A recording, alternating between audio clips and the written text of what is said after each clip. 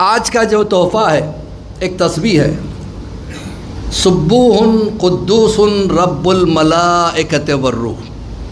دیکھیے انسان کبھی کبھی اپنے اعمال کی وجہ سے پریشانیوں میں مبتلا ہو جاتا ہے، کبھی کبھی اللہ اس کے درجات کو بلند کرنے کے لیے اس کا امتحان لیتا ہے۔ اللہ نے ایک مرتبہ جناب ابراہیم کا بھی امتحان لیا تھا۔ جناب ابراہیم کے پاس بہت بڑی اسٹیٹ تھی، بہت بڑی زمین کے مالک تھے، اور اس میں کئی سو گائے، بکریاں، اونٹ وغیرہ چرا کرتے تھے، کئی سو خادم ان کے پاس ہوا کرتے تھے۔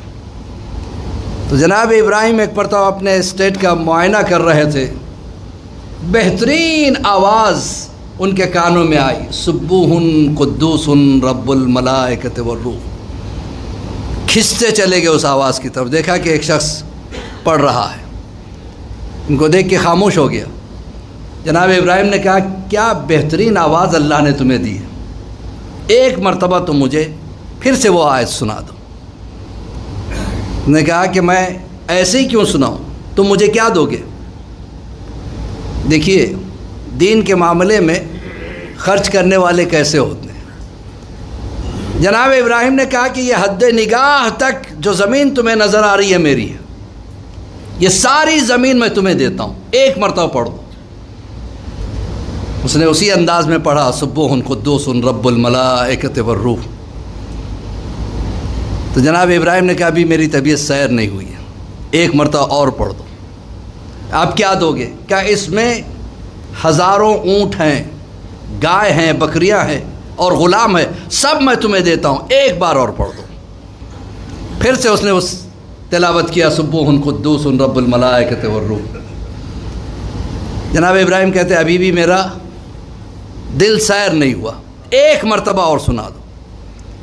کہ اب دینے کے لیے کیا رہ گیا تمہارے پاس؟ تمہاری زمین میری ہو گئی، تمہارے غلام میرے ہو گئے، تمہاری گائے، بکریاں، اونٹ سب میرے ہو گئے۔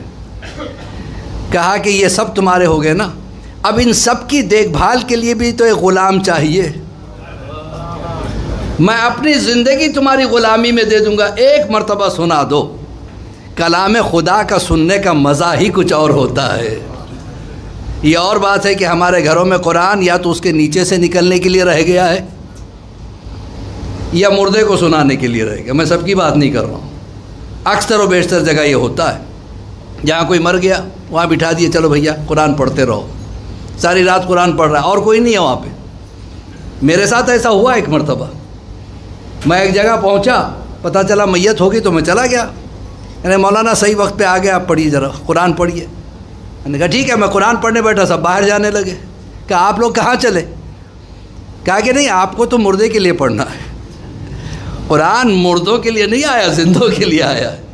یہ اور بات ہے کہ مردوں کو بخشواتا قرآن ہے، لیکن عزیزان محترم فائدہ زندہ اٹھانا چاہیے۔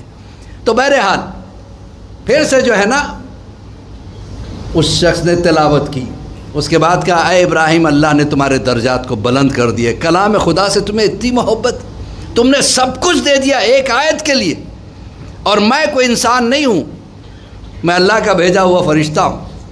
اللہ نے اس کے عوض میں تمہارے جتنے تمہیں نعمتیں دی ہیں اس کا 10 گنا بنا دیا۔ تو اس تسبیح میں علماء فرماتے ہیں کہ اگر کسی کو پریشانیاں لاحق ہیں، جس بزنس میں ہاتھ ڈالتا ہے نقصان ہو جاتا ہے، جہاں کہیں پیسہ لگاتا ہے نقصان ہو جاتا ہے، تو اس کے لیے علماء کہتے ہیں کہ روزانہ اگر ایک تسبیح اس کی پڑھ لی جائے، پہلے 7 صلوات، آخر میں 7 صلوات، بیچ میں ایک تسبیح سبوح قدوس رب الملائکۃ والروح، شروع بسم اللہ سے کریں، بعد اس کی تکرار کرتے رہیں، انشاءاللہ ساری پریشانیاں دور ہوگی۔ صلوات پڑھیں بر محمد و